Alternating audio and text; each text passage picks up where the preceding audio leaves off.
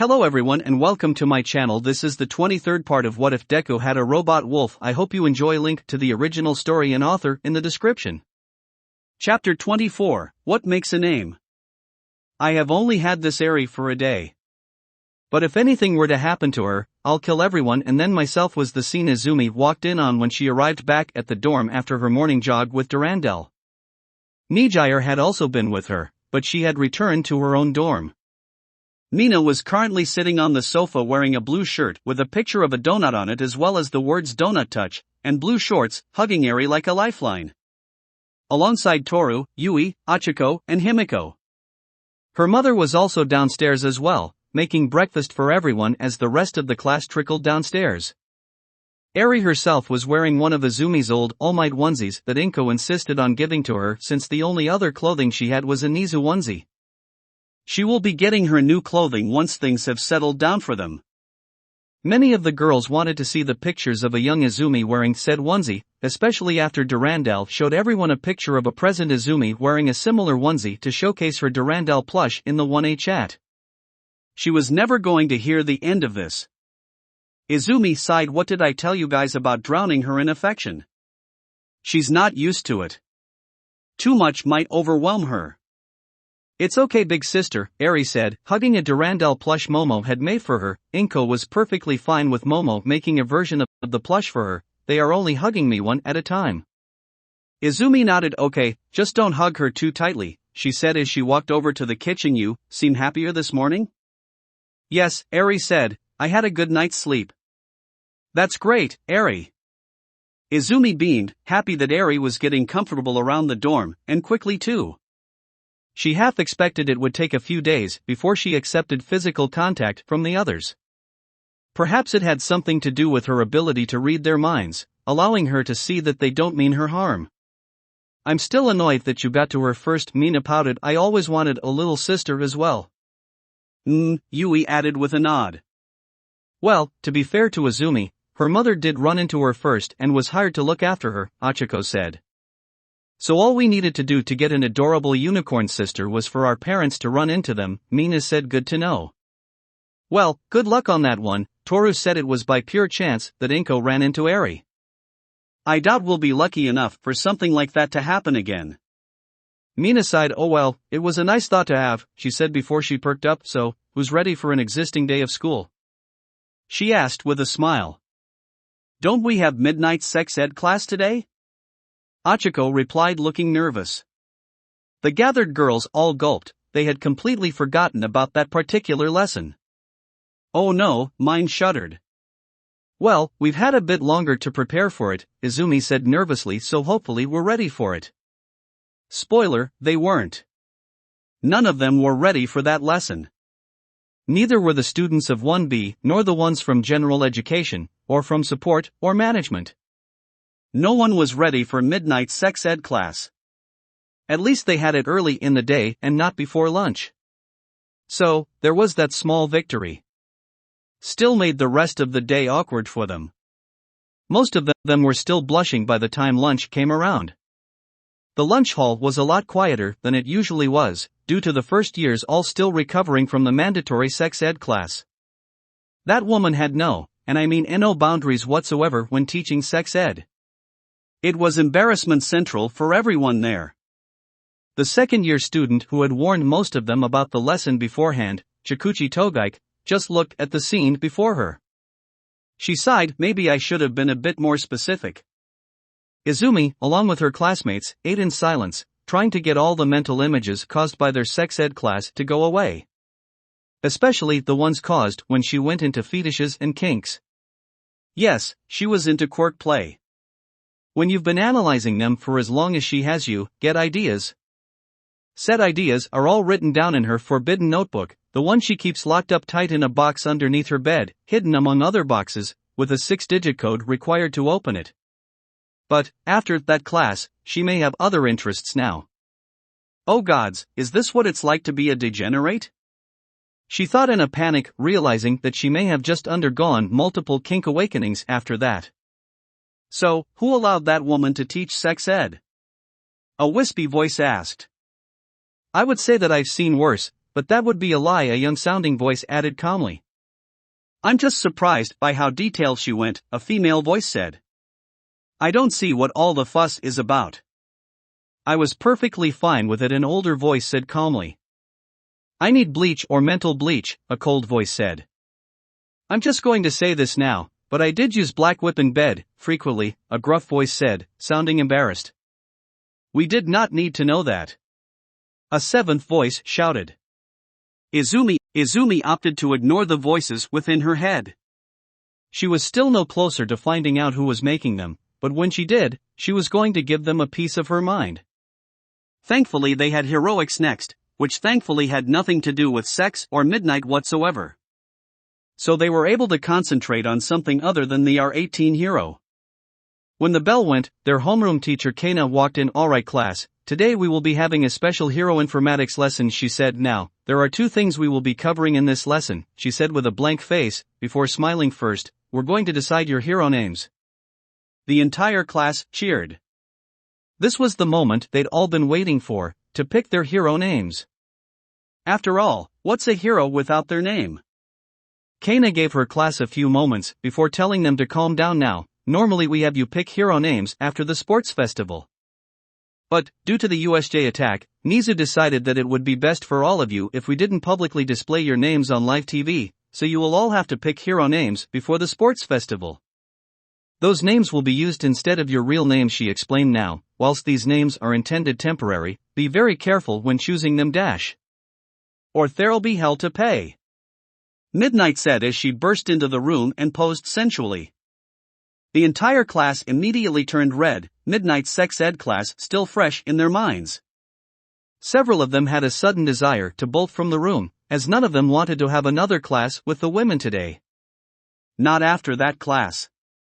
But it didn't stop them from noticing that there was someone else with her, the newly debuted hero, Bunny, who was also posing sensually. For about a second before she suddenly looked panicked, and then rushed out of the room. Midnight sighed before she flicked her whip. There was a loud gack followed by a thud. My apologies, but she's just nervous, she said before she walked out. The class just watched as Midnight went after her. Well, they assumed her teaching assistant. Surprised by the woman suddenly bolting out of the room. Until they all realized why. Was that the bunny girl villain from the USJ? Momo asked, asking what was on everyone's mind. I think so, Denki replied. She's dressed the same, and, well, looks the same, just with a half bunny mask now. If she's trying to hide who she once was, she's not doing a good job, Hanta remarked. All she did was add a mask to her costume. It is, Kyoka said, one of her jacks pressed against the wall. She just said, why is my first class with the students from the USJ? I almost helped kill them. I knew the report saying that she was among the dead was odd. She only broke a leg. Wait, she's Bunny? Izumi said, sounding surprised. How did a villain become a hero so quickly? She can't have been through the rehab program. Nizukana replied calmly, just don't talk about it around her, okay? She's jumpy as it is. The entire class nodded as Midnight walked back into the room, dragging Bunny behind her. Sorry about that. Bunny's just a bit nervous. Yeah, just nervous, as Bunny said before muttering, why did I agree to this? Now, as you may know, UA has a program to give young heroes additional training. Midnight said Bunny here is on that program. And helping me out with this class is part of that training. Now it made sense. This was her rehab, helping the teachers and heroes with their work. It also explains why Kanto had her on standby. She's with UA, and thus, available to be called in by Nizu whenever he needed. She's basically in debt to him. Now then, hero names are what define you as a hero, Midnight said as she walked over to the podium. With Kana stepping back out of her way, they help the public know what kind of hero you are.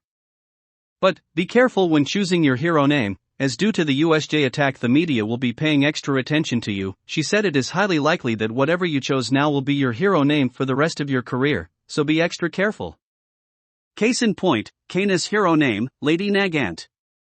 But, to be fair to her, she wasn't exactly allowed to choose her own one. So she is a bit of a bad example. Bloody HPSC pigs, Kana muttered, not exactly happy that she wasn't allowed to choose her hero name, same with everyone else in the Paragon program. I wanted to use Reifu. Anyway, most of this lesson will be spent working on your hero names. Midnight continued as Bunny went around nervously handing out whiteboards to everyone. My wonderful assistant and I will be judging your hero names, so don't feel bad if it doesn't meet with our approval or we ask you to change something. And if you're struggling to come up with a name, don't be afraid to ask for help. Once the whiteboards had been passed out, everyone got to work on their hero names, but it was obvious that some were better at this than others, or already had a name chosen. Mina was the first to show off her hero name. Unfortunately, Ripley Hero, Alien Queen got a hard rejection from both teachers. Oh come on, why? Mina asked. It's been out of copyright for over 200 years. Do you really want to be associated with a movie villain that can burst out of people's chests? Midnight asked, because believe me, that is a recipe for disaster. Mina sighed. Ugh, fine, she said as she wiped the board clean. You could try Venus. Achiko recommended. It rains acid on the plant, plus it's also the name of the Roman goddess of love, beauty, desire, sex, fertility, prosperity, and victory, she said, getting a few odd looks from the rest of the class. I'm a space nerd, I like all things space. Fuck yeah, I'm picking that. Mina said with a smile, rewriting her hero name to Acid Hero, Venus. Suyu went next with Rainy Season Hero, Froppy, which was accepted with much fanfare. Apparently, she had that pick since middle school. It was mostly a blur after that. Tenya went with the Reactive Hero, Reciprocator, Rikito chose Sugarman, Denki chose Chargebolt, and Ijiro chose Red Riot, basing it on his idol, Crimson Riot. I probably shouldn't base mine off of All Might, Izumi thought. There were already a few people who had drawn a connection between her and All Might, so it might not be a good idea to do the same. As the others continued to pick their names, Izumi struggled to pick hers. Yes, she did pick hundreds when she was younger, but they were all derivatives of All Might, so that was out.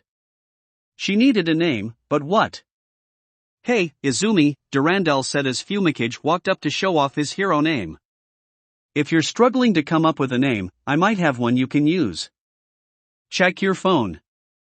Izumi looked at her phone and looked at Durandal's suggestion. Are you sure? She asked, sounding unsure. Well, I'm not sure it's me. You want to be a symbol of hope, Durandal said. Well, what better hero to be than an unstoppable one? Then kind who will stop at nothing to help those around her. Think it over. Izumi nodded as Himiko walked up to the podium and presented her hero name, the vampire hero, Carmilla. That's sadly taken, Midnight said. What? Himiko shouted, but I checked, and it wasn't in use. It sadly is, Izumi said, looking at her phone. There's an underground hero who's already using that as her name. Her quirk allows her to jump between shadows. Although, to be honest, Shadow Dancer would probably have been a better name for her. Himiko grumbled as she wiped Carmilla off of her board. At least I had a backup, she said as she showed her board again, the vampire hero, Drusilla. Well, it is another popular vampire from the media, Midnight said, just not as famous as Carmilla. But, it does fit in with your theme. As Himiko returned to her seat, Izumi once again contemplated her hero name. The one Durandal gave her was good, but she was still determining if it fits her. If it would represent who she wanted to be as a hero. She tried to come up with at least another option, but the only ones that came to mind all have either All or Might in them, and she didn't want to risk drawing a comparison with All Might. Soon, Achiko went up and showed off her hero name, the Gravity Hero, Gallistrem. I like it. Midnight beamed. It's got that sci-fi feel to it. What on earth is a Gallistrem? Denki asked, sounding confused. Sounds made up. So's most stuff from sci-fi, Achiko replied calmly. It's why it's called sci-fi, most of it is fictional after all. Besides, I won't be the first hero to make up a word and use it as their hero name. As Achiko walked back to her seat, Toru raised her hand. Midnight, I'm struggling to come up with a hero name. What's the matter? Midnight asked as she walked over to the invisible girl. Well, you said that hero names help define who we are as a hero, Toru explained. But, I'm not sure what kind of hero I want to become. I know my invisibility can be useful, but I'm not sure how I should present myself. I don't want to choose something generic like Invisible Girl. I want something unique. Well, the name you choose now doesn't need to be permanent, Midnight said with a smile. It takes time for some heroes to decide on who they want to be as a hero, and often change their hero names a few times. I'm sure you'll find out what kind of hero you want to become eventually. For now, use a temporal 1-inch. Toru nodded, even though no one could see it, and went with Invisible Girl, using it as a placeholder until she could come up with a better one. Soon the others chose their hero names. Nito chose Phantom Thief, Inasa chose Gale Force, Koji chose Anima, Momo chose Creati, Minoru chose Grape Juice, Yui chose Rule, Kyoka chose Earphone Jack, Hana chose Cellophane, Hitoshi chose Mind Jack, leaving Izumi as the last one to show off her hero name. Izumi gulped as she walked up to the podium and stood to face the class, not knowing how they would react to it. So, I was a bit like Toru, unsure of what kind of hero I wanted to become. When I was younger, I wanted to become just like All Might. But I've come to realize that that's impossible, as he set the bar far too high. She said, so, I'm going to be a different kind of hero. The kind who will stop at nothing to help those around me. I will be the unstoppable hero, Yusako. She half expected her classmates to laugh at the name, thinking that it wasn't a serious name or that the type of hero she wanted to become was unfeasible. Of course, these were her UA classmates and friends she was thinking of here, not her old ones. They don't act anything like her previous classmates, and neither do the teachers. That's a great name. Midnight beamed. It's perfect for you. I see it uses the kanji for rabbit and tiger. It fits with the cute but deadly aesthetic you've got going. Especially with the bunny ears on your costume. Izumi nodded with a smile. She had long since given up on calling the All Might hair on her costume hair, since everyone thought that they were bunny ears. Besides, no point in being a hypocrite since she's called Minoru's bowl a diaper. Seriously, despite disliking the guy, he had to remove that bloody thing. I agree, it really suits you, Izumi, Mina said with a smile. Yep, it definitely fits the motif you've got going for you, Nito added. Well, it's better than Small Might, Hitoshi said with a slight smirk. Wait, Small Might? Himiko asked as Izumi started to go red with embarrassment. Oh yeah, she had a lot of hero names picked out when she was younger, Hitoshi said. Her mother told us a few of them: Small Might, Min Might, Mighty Girl, names like that. AWWWWW, that's so adorable. Toru cooed. Izumi shrunk down and hid behind her whiteboard. Ah yes, the one problem of inviting friends around, your mother telling them embarrassing stories about her, including her long list of All Might themed hero names. Oh, gods, her mother's living with them at the dorm now. And she brought over the photo albums. Now everyone can see her baby pictures. Maybe having her mother stay with them in the dorm was a bad idea. Please stop, Izumi said quietly, this is embarrassing. Hitoshi smiled, this is payback for calling me Discount Eraserhead. Well, you are basically him, what with you using a copy of his capture weapon, Nito said. How's your training with it coming along? It's coming along fine, Hitoshi replied, especially since I'm having after-school training with Eraserhead, he said, not saying anything about being trained by the man before entering UA, even if that training boiled down to how not to strangle yourself. Wait, you're getting after-school training from him? Ijiro asked as several of their classmates looked at him. Well, I kind of have to, Hitoshi replied. He's the only one who knows how to use it. Besides, it's not like I'm a special case. Anyone can ask the teachers for after-school training. That is true, Midnight added. We are available to help you if you want specific training with something. Be it either a fighting style or a weapon. Just don't be afraid to ask. I for one am looking forward to giving you some extra special after-school training, she said, causing the entire class to shudder. Izumi quickly filed that piece of information for later. The MIWR system did come with a whip, so she might have to ask Midnight for help training with it. But maybe later, now wouldn't be the best time to ask her for help, not after that class. With their hero names chosen, Midnight and Bunny left the class so they could work on 1BS hero names, with Bunny leaving a bit quicker than Midnight. Right, now that your hero names have been chosen, on to the second thing we will be covering, Kana said. As you've all probably noticed, All Might wasn't in much last week. Well, since the USJ attack he's been involved in the search for both the League of Villains and Argonaut, so he won't be here much, she explained. Not to worry, we have someone from his agency to help cover for him. The door once again opened up and All Might, in his skeletal form, walked in. The entire class was rather confused about this skeletal man who just walked in. Greetings, Toshinori said after he walked up to the podium and turned to face the class. I am Toshinori Yagi, I'm All Might's secretary. I've been appointed to assist you during your heroics lessons and to stand in for him when he's not available. But do be prepared to see me a lot more than All Might himself, since he is having to juggle hero work and being a teacher. The entire class took this in. Yes, they were annoyed that they wouldn't be seeing All Might as much as they would have liked, but he had a good reason to be doing this. After all, he was the number one hero and was busy most of the time. But Izumi knew the truth. All Might's time had been greatly reduced since the USJ. He couldn't maintain his more muscular form for long, so he couldn't teach as much as he would like, not as All Might anyway. I apologize if this isn't what you all had in mind when you were told that All Might would be your teacher, and I know that you all may be disappointed by this. But with everything that's been going on, he's sadly got a lot less time to spend teaching, Toshinori continued. But don't worry, All Might is still impressed by your progress and is eager to help you continue to develop into the fine heroes he knows you can become. So, you'll be teaching his lessons then? Mina asked, raising a hand. Most of them, yes, Toshinori replied. He will be here for a few lessons, maybe once or twice a week, depending on how busy he is. Don't worry, he's shared his notes with me, so I'm fully aware of what he's currently taught you, what you're good at and what you need to improve on. But, I will try my best to live up to his standards of teaching. The class, whilst disappointed by the news, took it well.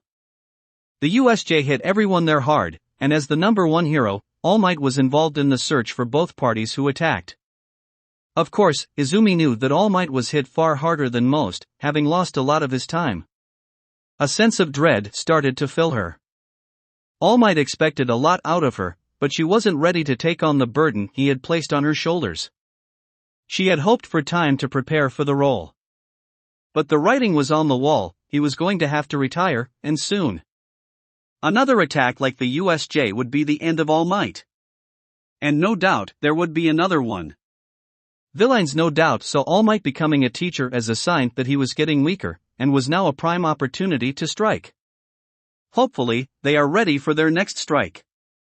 The rest of the class was spent going over a few minor things that were important to heroics, mainly hero image and brand, since their hero names were, effectively, the name of their brand, their image, and the way they act affects how others view them.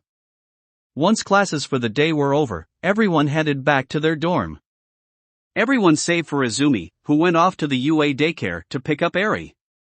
I hope Eri had a good day at the daycare, Izumi said as they made their way to the daycare. I wouldn't worry about her much, Durandal said. She had Inko there helping out and keeping an eye on things. She didn't send a warning, so things should be fine.